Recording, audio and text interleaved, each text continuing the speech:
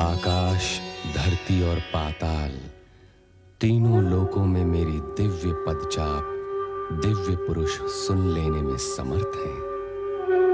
मैं सर्वज्ञ ही नहीं, सर्वव्यापक भी हूं।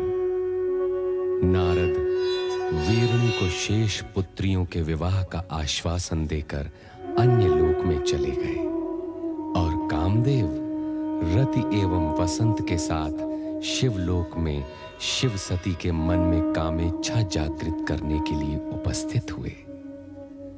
उधर पृथ्वी पर विहार करते हुए शिव सती देखते हैं कि इंद्र को दुर्वासा श्राप देते हैं। परिणाम स्वरूप दानवराज बलि इंद्रासन पर आ बैठा। व्याकुल मन लेकर इंद्रादि देवता ब्रह्मा जी के पास आते हैं। ब्रह्मा जी विष्णु भगवान के पास जाने के लिए कहते हैं। सभी देवगण श्री हरि विष्णु के पास आते हैं। श्री विष्णु समाधान के लिए उन्हें देवाधिदेव शिव शंकर के पास भेजते हैं। शिव जी से निवेदन करने पर वे समुद्र मंथन ही एकमात्र समाधान बताते हैं। शिव जी की आज्ञानुसार नारद राहु को समुद्र मंथन के लिए तैयार करने हेतु प्रस्थान करते हैं। दुष्ट देवताओं का कोई भी प्रस्ताव हमें स्वीकार नहीं। समुद्र मंथन का मत भी हमें स्वीकार नहीं। लगता है इसमें भी देवताओं का कोई नवीन षड्यंत्र है। नारायण नारायण, इतने शक्तिशाली होने पर भी देवताओं से भयभीत हो रहे हो? कदापि नहीं। हमारे द्वारा देवताओं को स्वर्ग से बाहर खदेड़ना इस बात का ठोस प्रमाण है कि हम देवताओं से अधिक शक्तिशाली हैं। वास्तव में तुमने तो होनी को अनहोनी कर दिखाया है। दुर्वासा के श्राप से प्रेरित होकर एक बड़ी चुनौती स्वीकार की है और उसमें विजय भी हुए हो। नारायण नारायण, निश्चित ही विजय हुए। मैं एक बात सोच रहा हूँ, तुम दानव यदि शक्तिशाली हो तो देवगण बुद्धिमान ज्ञानवान, तुम दानव एक स्वर्ग लेकर यहाँ मौज मनाते बैठे रहोगे और वहाँ देवगण समुद्र मंथन से 100 स्वर्ग उत्पन्न कर डालेंगे। सत्य तो यह है कि आरंभ में देवताओं को भी कोई रुचि नहीं थी, परंतु भगवान शिवशंकर ने जब समुद्र मंथन से उत्पन्न होने वाले दुर्लभ पदार्थों की बात कही तो देवता सहर्ष मान गए। परंतु ये बात आपने हमें पहले क्यों नहीं बताई देवर्षि नारद? बताता तभी जब तुम सुनने को तैयार होते। तुम तो अपने पद के मद में डूबे हुए हो। नारायण नारायण। शिवशंकर पर तो हमें पूर्ण विश्वास है, परंतु यदि उनकी बात मानकर हम समुद्र मंथन का प्रस्ताव स्वीकार भी कर लें तो भी इस बात का क्या भरोसा कि समुद्र मंथन से उत्पन्न पदार्थों का वितरण सुरों और असुरों में निष्पक्षता से होगा। ऐसा प्रतीत हो रहा है सेनापति राहु कि तुम हमारा तात्पर्य नहीं समझ पाए। नारायण नारायण। सुनिए तो सही देवर्षि नारद। एक और तुम कहते हो कि तुम्हें भगवान शंकर पर पूर्ण विश्वास है और दूसरी ओर शंकर का आंचल भी नहीं छोड़ सकते। ऐसे तो कोई निर्णय नहीं लिया जा सकता। अरे देवर्षि, यदि एक बात देवताओं को मान्य हो तो हमें समुद्र मंथन का प्रस्ताव स्वीकार्य है। क्या? यही कि समुद्र मंथन से पहले हम स्वर्ग लोक नहीं छोड़ेंगे। इसका निर्णय तो भगवान शिवशंकर ही करेंगे और तुम ये भली भांति जानते हो और मानते भी हो कि वे निष्पक्ष नहीं। अब क्या कहें इसे, दानवों का दुर्भाग्य या देवों का भाग्य कि समुद्र मंथन से उत्पन्न होने वाले दुर्लभ पदार्थ मात्र देवों को ही प्राप्त होने की परिस्थितियां निर्मित हो रही हैं। धन्य हो प्रभु, धन्य हो। दानव अपने दुर्भाग्य का द्वार स्वयं खटखटाने जा रहे हैं। नारायण देवर्षि नारद, मैं इस विषय पर एक बार शिवशंकर से बात करना चाहता हूँ। शुभस्य शीघ्रम। देवादिदेव महादेव और सेनापति राहु एक दूसरे से भली भांति परिचित हैं। चलो चले कैलाश। ओम नमः शिवाय। कैलाश। जाइए असुर सेनापति राहु, मुझे शिवशंकर से भेंट करनी है। कैलाशपति अभी ध्यान में है, तुम्हें प्रतीक्षा करनी होगी। बात महत्वपूर्ण है, मैं प्रतीक्षा नहीं कर सकता। शिवशंकर, महेश्वर, मेरा बात मत रुको, नहीं तो अनिष्ट हो जाएगा। नारायण नारायण नारायण नारायण। शांत हो जाओ, शोभा नहीं देता। किंतु ऋषिवर, ये हमारे शिवजी के ध्यान में बाधा डाल रहे हैं। इनसे कहिए कि बाद में आए। नारायण नारायण, ये बाधा नहीं डालेंगे। महादेव शिवशंकर की आज्ञा से ही वे यहाँ पधारे हैं। पधारिए पधारिए राहु, पधारिए।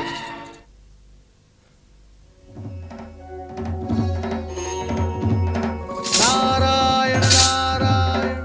हे शिवशंकर कैलाशपति, क्षमा करें प्रभु, आपके ध्यान में व्यवधान हुआ।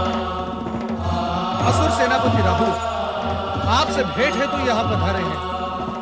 आपके गणों ने उन्हें रोकने का प्रयास किया, किंतु आओ राहु। प्रणाम शिवशंकर। हम जानते हैं तुम यहाँ अपने संदेह निवारण के लिए आए हो, और तुम्हारा संदेह यह है कि समुद्र मंथन के पश्चात तुम असुरों से कहीं स्वर्ग न छिन जाए। कहो, यह सत्य है? सत्य है शिवशंकर। तो सुनो, तुम्हारी शंका निर्मूल है। इसकी संभावना मात्र उसी स्थिति में पैदा हो सकती है यदि तुम्हारे किसी अन्यायपूर्ण और अनैतिक कार्यों के कारण देवताओं का पल्ला भारी हो जाए। और तुम्हारी दूसरी शंका यह है कि समुद्र से निकलने वाले रत्नादि का विभाजन कैसे होगा।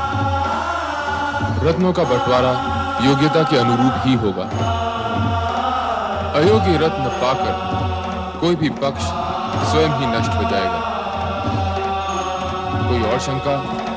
नहीं, परंतु इतना महान अनुष्ठान संपन्न कैसे होगा? समुद्र मंथन कोई बाल क्रीड़ा तो नहीं? चिंताएं करना न सुरों का काम है, न असुरों का। समुद्र मंथन के कार्य संबंधित निर्णय हमने ले लिया और संबंधित व्यक्तियों को आदेश भी दे दिए हैं। क्षीर सागरवासी विष्णु मंथन क्रिया के लिए मेरु पर्वत का आधार बने और वासुकी नाग रज्जु का कार्य करेगा। तुम जाकर दानवों को प्रेरित करो और शीघ्र ही समुद्र मंथन का कार्य प्रारंभ कराओ। जाओ। नारायण नारायण। शिवाज्ञा को शिरोधार्य कर दानवराज बलि से मंत्रणा करने के पश्चात शंकाशील सेनापति राहु शंका से उभरे और समुद्र मंथन के लिए तत्पर हुए। इसी प्रकार देवगण भी समुद्र तट पर आ पहुंचे, जहां मेरु पर्वत मथनी और वासुकी नाग रज्जु के रूप में उपस्थित थे।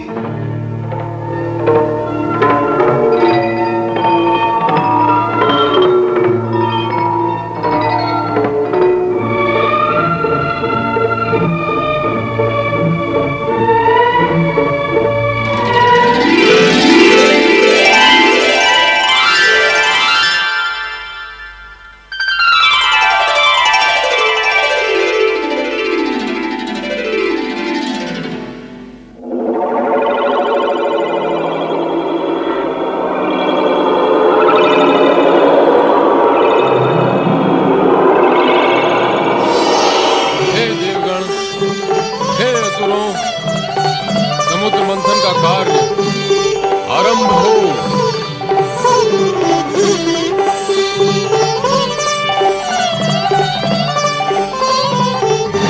असुरो, तुम वासुकी को पूंछ की ओर से पकड़ो, हम देवता मुंह की ओर से पकड़ते हैं। नहीं, पूंछ का अर्थ पीछे होना और हम तुमसे शक्ति और बल में तनिक भी कम नहीं, इसलिए हम पूंछ को पकड़े। वो इसलिए कि तुम पातालवासी, सृष्टि के अंतिम छोर में रहकर ही तुम सहज रह सकते हो। कान में कौन सा मंत्र फूंक रहे हो मुनिराज? मंत्र? नारायण नारायण। मैं तो देवताओं से ये कह रहा था, तुम चाहे अपनी जितनी भी प्रशंसा कर लो, परंतु असुरों के समक्ष शक्ति में तुम शून्य हो, शून्य। आग और विष उगलते हुए वासुकी का मुंह पकड़ना देवताओं के बस की बात नहीं। नारायण नारायण। बहुत प्रसन्न हुए कि आज देवताओं को उनकी हीनता का ज्ञान तो हुआ। तुमने हमें हीन कहा?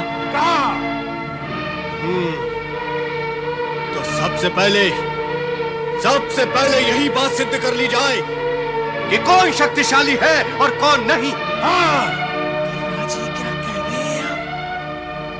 वासुकी के मुख से निकलने वाले विष से बचने के लिए मैंने ये सब सुहाग रचा था, और आप शत्रुता पर उतर आए। सभी देवता वासुकी की पूछ की ओर रहेंगे और हम असुर मुख की ओर रहेंगे। हाँ।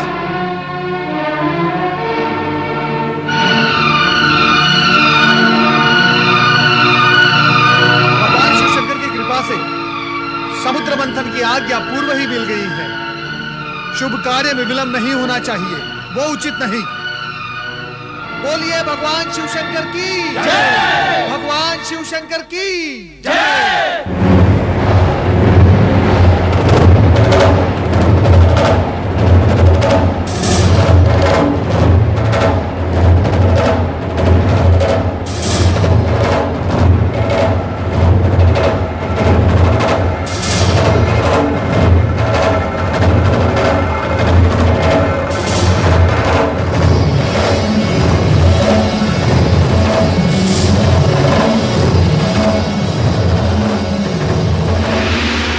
पकड़ने का निर्णय हमने उचित नहीं लिया, किंतु पीछे हटना भी तो संभव नहीं।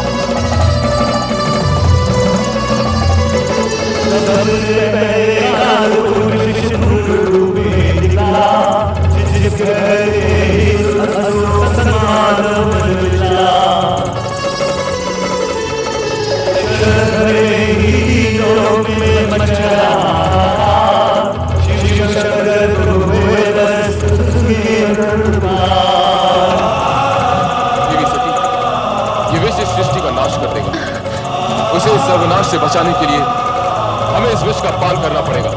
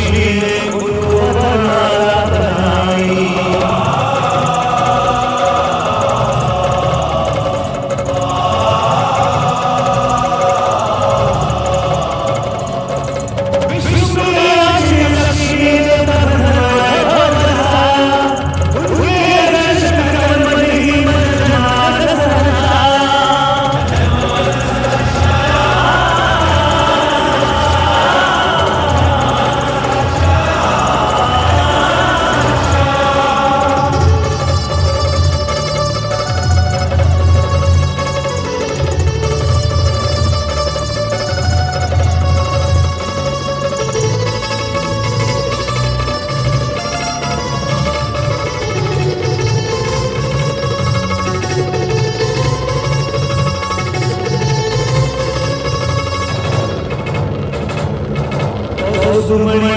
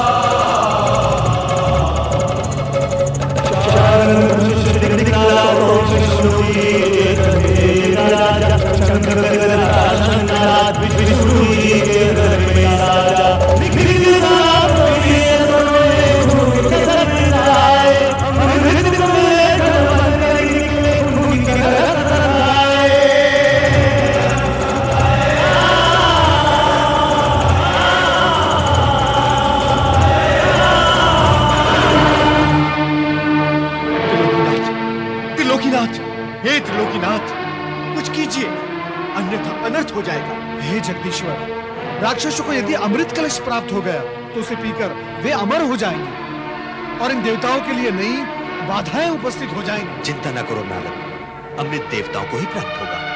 देवगणों से कहो कि वे पंक्ति में बैठ जाएं।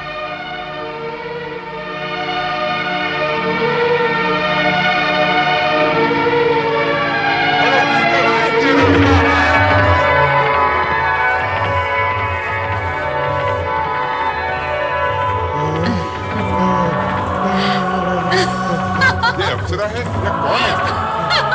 कौन है? ये स्वर्ग से आई है या समुद्र से?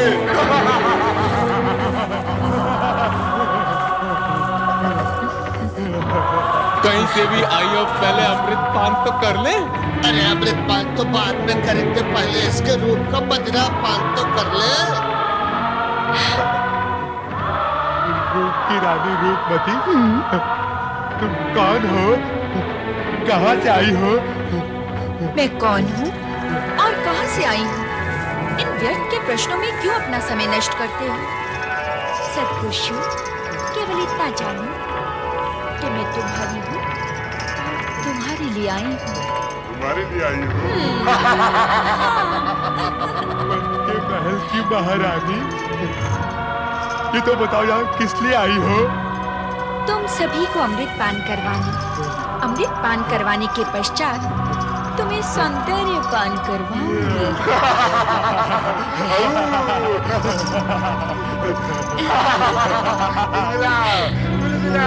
अमृत पान कराओगे तो कराओ।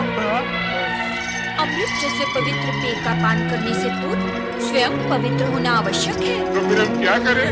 पहले तुम सब जाकर समुद्र में स्नान करके आओ, फिर अमृत का पान करना। अमृत का पान कराओगे तो कराओ। अमृत का पान करेंगे।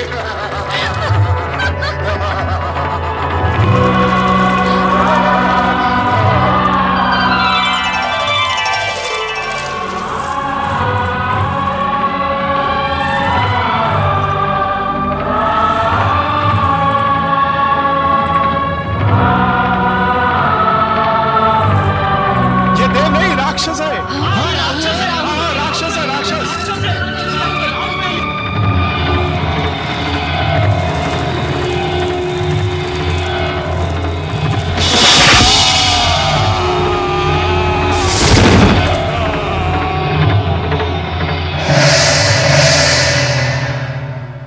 सुदर्शन चक्र द्वारा शिरोच्छेद होने के पश्चात राहु के मन में ये शूल चुभता रहा कि सूर्य के कारण ही वो अमृत पान में असफल रहा है। तभी से वो प्रतिशोधवश सूर्य को ग्रस्ता आ रहा है। असुरों के पाताल पलायन के पश्चात देवगणों का स्वर्ग पर अधिकार हो गया तथा विष्णु लक्ष्मी सहित बैकुंठ लोक में प्रतिष्ठित हो गए।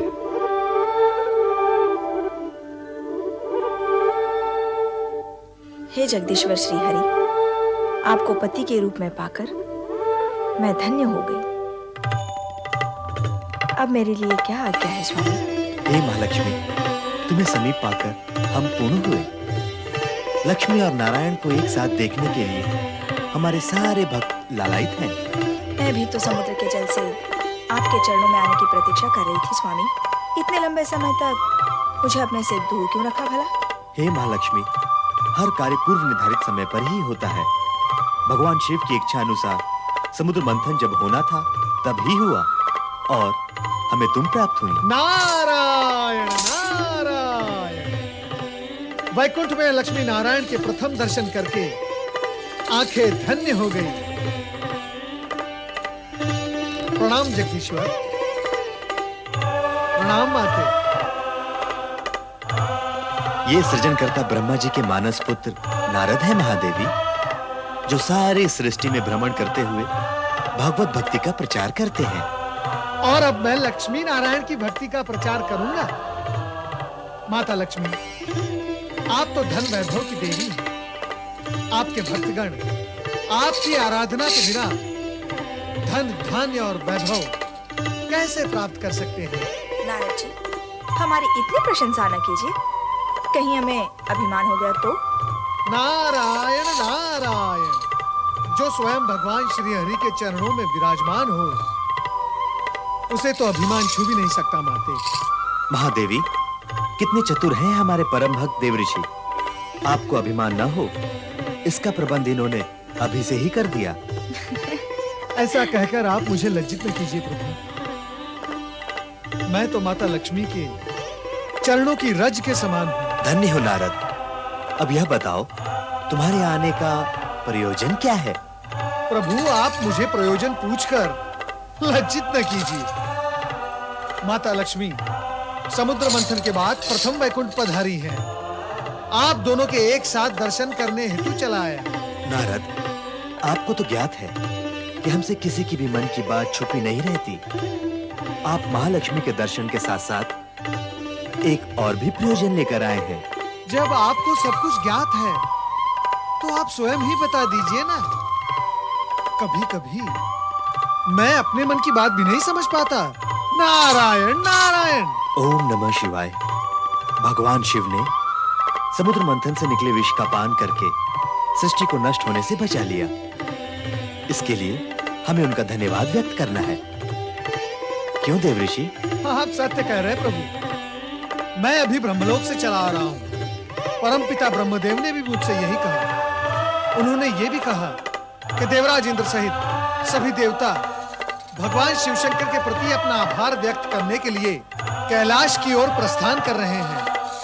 तब तो हमें भी वहां प्रस्थान करना होगा। कैलाश में भगवान शिव तथा माता सती के दर्शन भी हो जाएंगे। यह तो अति उत्तम विचार है देवी। अब आप मेरे यहाँ आने का प्रयोजन समझ गए प्रभु। नारायण नारायण। सच पूछिए तो मैं आप दोनों को यहाँ से कैलाश ले जाने आया हूँ, परमपिता ब्रह्मदेव की आज्ञा से। आप तो सचमुच चतुर हैं नारद जी। प्रभु आपसे भली भांति परिचित हैं। तो चलो कैलाश चलते हैं। ओम नमः शिवाय, ओम नमः शिवाय, ओम नमः शिवाय, ओम नमः शिवाय, ओम नमः शिवाय, ओम नमः शिवाय, ओम नमः शिवाय, ओम नमः शिवाय, ओम नमः शिवाय, ओम नमः शिवाय, ओम नमः शिवाय, ओम नमः शिवाय, ओम नमः शिवाय, ओम नमः शिवाय, ओम नमः शिवाय, ओम नमः शिवाय, ओम नमः शिवाय, ओम नमः शिवाय। त्रिलोकीनाथ भगवान शिव शंकर की जय। चराचरपति देवादिदेव महादेव की जय। शक्ति रूपिणी देवी सती की जय। भूत भवन भगवान शिव शंकर की जय। हे सदाशिव, जन कल्याण के निमित्त आपने हलाल अपने कंठ में धारण करके सृष्टि के सभी प्राणियों की रक्षा की है। हम सभी की ओर से आपको कोटि कोटि नमन। ब्रह्मदेव, हमें श्री हरि विष्णु का आभार मानना होगा। इन्होंने पहले कश्यप फिर मोहिनी रूप धारण किया, राहु का वध किया और अमृत की रक्षा की। समुद्र मंथन के सफल आयोजन ने न्याय और नीति की सार्थकता सिद्ध कर दी है भोलेनाथ। देवताओं को स्वर्ग मिला और असुरों को उनके कर्मों का फल। श्री हरि, सबसे अधिक लाभ तो आपको हुआ है। भगवती लक्ष्मी जो आपको प्राप्त हो गई। देवी सती, सत्य तो ये है कि मुझे श्री हरि प्राप्त हुए। इनसे अधिक लाभ तो मुझे हुआ है। नारायण नारायण। लाभ हानि की इस चर्चा में इस सत्य को हम सब भूलते जा रहे हैं कि समुद्र मंथन का मूलभूत विचार परम पिता ब्रह्मा जी का था। माता सरस्वती की सुमधुर वीणा के झंकार से यदि परम पिता ब्रह्मा जी की सृजनशीलता जागृत न होती तो समुद्र मंथन ही न होता।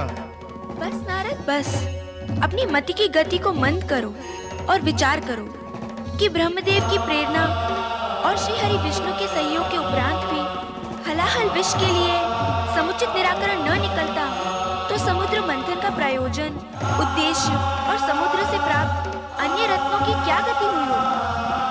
माता सरस्वती, शिव के योगदान की श्रेष्ठता तो निर्विवाद है। अंत में संकट एवं विकट की स्थिति को भोलेनाथ ने ही संभाला है। देवराज, मेरी स्तुति करने की अपेक्षा समुद्र मंथन के आयोजन तथा संपूर्ण प्रक्रिया से कुछ संदेश ग्रहण करेंगे तो हमारी सफलता और मंथन का कार्य सार्थक होगा। अर्थात सद्गुण सुफल देते हैं और तमोगुण कुफल। असुरों ने शक्ति, सुविधा और साधन संपन्न होते हुए भी पराजय का मुंह देखा तथा देवगण विजयी हुए। भविष्य में सचेत व सावधान रहने की आवश्यकता है देवराज। स्वामी, आपके अंतिम शब्दों से तो ऐसा लगता है जैसे आप सबको विदा करने की इच्छुक हैं। किंतु मैंने ना तो भगवती लक्ष्मी को दृष्टि भरकर देखा है और ना ही देवी सरस्वती से कुछ चर्चा की है। नारायण नारायण। चर्चा? जब दो देवियां चर्चा करती हैं तो धरती में कंपन होने लगता है। यहाँ तो तीन तीन देवियां चर्चा करेंगी। नारायण नारायण। नारद, माता, अपनी वाणी पर विराम लगाओ। माता, यदि मैं अपनी वाणी पर विराम लगा दूंगा तो श्री हरि का जाप कैसे करूंगा? नारायण नारायण। देवर्षि, अब केवल नारायण के जाप से कार्य पूर्ण नहीं होगा, अब तो नारायणी का जाप भी करना होगा। नारायणी तो नारायण में समाई हुई है माता। क्यों माता लक्ष्मी, सत्य है ना? समुद्र मंथन की सफलता के लिए भगवान शंकर का आभार व्यक्त करने के लिए सभी देवगण कैलाश पर उपस्थित हुए। नीलकंठ भगवान शिव के हर कार्य में जगत का कल्याण ही निहित होता है और सृष्टिकर्ता के जगत में दक्ष प्रजापति की 27 कन्याएं अपने हित के निहित पूजा अर्चना पश्चात महल में प्रवेश करती हैं। बहुत आनंद आया।